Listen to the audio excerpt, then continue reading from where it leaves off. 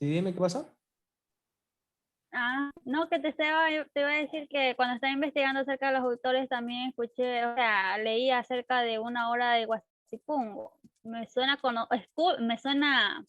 conocido el nombre de la obra, pero no sé Claro, o mucho sea, mira que la obra sobre eso. ¿Tú Guasipungo, sabes algo?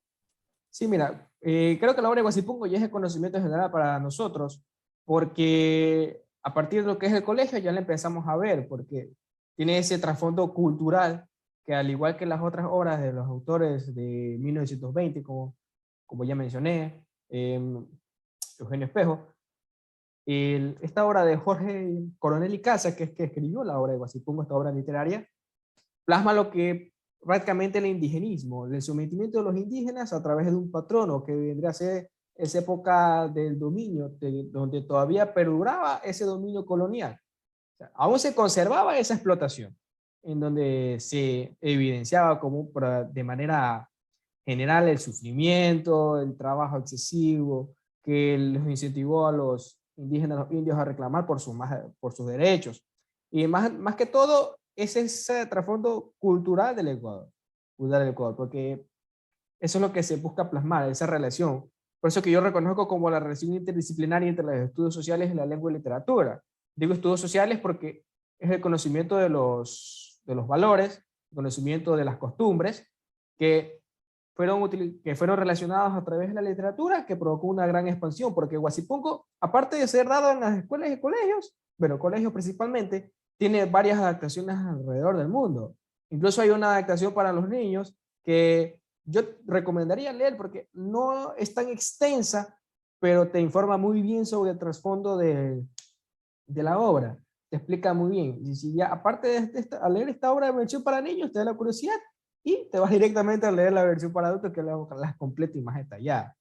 Entonces, eso es lo que yo estoy haciendo referencia. Por ejemplo, aquí te voy a compartir, no sé, para que veas, solamente con ver te das cuenta. No sé si pueden ver. Ya listo. Aquí tenemos, Sí, eso fue lo que te iba a mencionar. esto aquí tú Sí, has haber visto, ¿verdad? claro, eso es lo que te iba a mencionar, que yo soy de las personas que me gusta primero ver la portada, según la portada de la imagen que muestra el libro, me llama la atención leer, y este de aquí muestra es como que están sometiendo a una persona. Imagino que esto es lo que has de haber visto, porque a través de la primera impresión que recibes, ay, perfecto, es violencia, pero ese fue uno de los aspectos, porque era aparte de la violencia, eso era la explotación. Extraían la mayor parte de las riquezas a base de trabajo y esfuerzo constante que llevaba al sufrimiento de los mismos indígenas o indios fundamentalmente, que de esta parte de la sierra, porque precisamente el desarrollo de la historia está enmarcado en eso. Entonces se diría que esta obra enmarca lo que es el trato violento y el robo de las tierras a los indígenas por parte de los europeos. Claro, o sea, se conserva literalmente esa característica del dominio colonial. Porque si tú te pones a ver, a leer las obras de Eugenio Espejo y José Joaquín de Olmedo, procura principalmente de ese dominio donde ya estaban cansados, porque literalmente los indígenas, yo digo que aquí en Ecuador, en esa época de cuando llegaron los españoles, todos venimos los indígenas con las grandes intenciones de que hay de socializar, y así mismo los españoles como recién estaban ingresando, también, ay, sí, lo queremos conocer muy bien. Y luego viene, de un momento a otro, ¡pum!, los comenzaron a dominar, a someter a los indígenas a trabajos forzados. Y se creía que eso a partir de 1800 ya estaba acabando, pero no, se fue extendiendo hasta 1900, hasta mediados del siglo XX.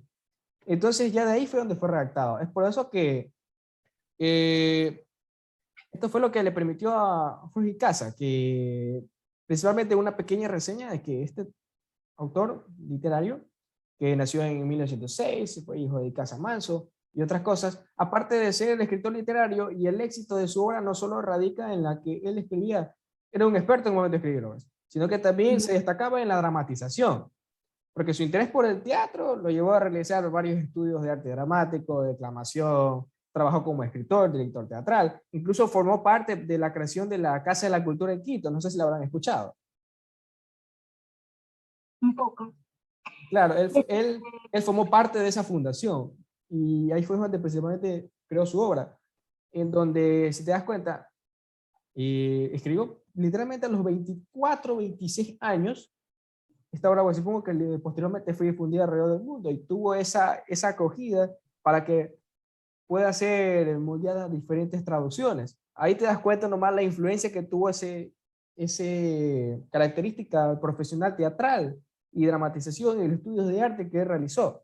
Entonces, por eso que, no sé si habrán dado cuenta que cuando leen Guasipungo, o los que han escuchado, les recomiendo leer, es que mostró que sus textos un gran interés por la vida de los indígenas y Sí. el mestizaje en Ecuador. También podemos decir que él inculcó lo que es un mensaje en el Guasipungo, lo cual utiliza de forma brutal lo que es el realismo con las descripciones para decir todo lo que haya sucedido en cada capítulo, así como la prosa barbárica, que creo que yo leí esta obra en lo que es el colegio, pero ya no tengo breves nomás recuerdos lejanos de aquello. Entonces, donde yo escuchaba que eso nos sumergía de manera visceral y aterradora en lo que vivían los indígenas en esa época, por decirlo así. Claro, porque principalmente lo que se conservaba aquí, puedes notar que dentro del trasfondo, se conoce como del trasfondo de esta obra, es la descomposición social por la agresividad del capitalismo, ¿no? Porque fundamentalmente esta estructura económica, como es el latifundio, no sé si lo habrán escuchado, que es el latifundio cuando se le otorgan esos parcelas de tierra para ser trabajadas por los que van a ser explotados. Entonces, como vemos en esta obra, se centra literalmente en la miseria del indio y el final que tiene es totalmente abierto y tiene una continuación. Se le puede dar una continuación porque no es un final feliz, sino que prácticamente al punto final, al momento de terminar la historia, es como que te quedas inconcluso, porque wow, entonces no tuvieron ese final de reclamar sus derechos, Tiene un final abierto, por ¿verdad? decirlo así. Y aparte también, Jorge Casa mete también lo que es la religión dentro de lo que es esta obra, porque mete lo que también es el catolicismo de parte de las personas indígenas, como rezaban a ver tremendas agresiones de parte de los europeos, las oraciones que hacían en su lengua nativa, que era el quechua. Como ya sabemos ahora, no es tan recíproco lo que es el catolicismo y todo, pero en antes sí, que lo usaban para todo en sus obras, como lo hizo Jorge Casa en Guasipungo. Claro, eso es lo que el argumento más convincente y cuando considera los diversos aspectos, porque prácticamente abarca los contextos políticos, contextos sociales, contextos culturales y económicos dentro de esta obra. Es por eso que, aparte de eso, busca retratar, porque no solamente se centró en la creación de la obra Guasipungo, hubieron otras obras más. Y yo sí quería preguntar el nombre Guasipungo. ¿De qué es? ¿De un indio o de un indígena, por decirlo? ¿De una tribu que se llama Guasipungo? ¿O de dónde proviene el nombre Guasipungo? O sea, ¿o qué significa? Guasipungo ya. Guasipungo es la denominación fundamentalmente al terreno que un hacendado proporciona a un peón. O sea, prácticamente es lo que yo te doy para que tú puedas trabajar, para que sirva sus propios alimentos a cambio de que tú trabajes para él. O sea, yo te doy la facilidad. Pero recuerda, al principio se escucha bonito, ¿no? Pero el problema es que lo que te dan para que trabajes, lo que dan para que tú trabajes tus propios alimentos es muy pequeño y en cambio ellos te piden mucho trabajo. Por lo tanto, aquí ya se produce esta explotación. Entonces, ese fue el título principalmente que abarcaba todo lo que es el desarrollo de la historia. Dejaban de eso por obvias razones, pero de ahí actualmente la sobreexplotación está como vista tipo, no es sobreexplotación, Está tienes que camuflada. trabajar. Claro, Exacto. obviamente. Esa es la parte, ¿no? Está como que camuflada. Uno que, no, sobreexplotación, hoy en día, no. ¿Cómo vas a creer? Dice, Están no. trabajando normalmente, dicen. Normalmente, y tú vas y le preguntas, por ejemplo, no se puede pensar, no, es que estamos hablando con los sectores y estamos notando que hay varios beneficios, todas esas cosas. Pero anda y habla con el trabajador a ver qué te dice. Entonces, todos esos aspectos son los que tenemos en cuenta y es lo importante de leer esta obra de Guasipungo, porque es irnos a esa parte, bueno, ¿qué sucedió? Claro, desde el inicio de la esclavitud sería más o menos. Claro, algo así.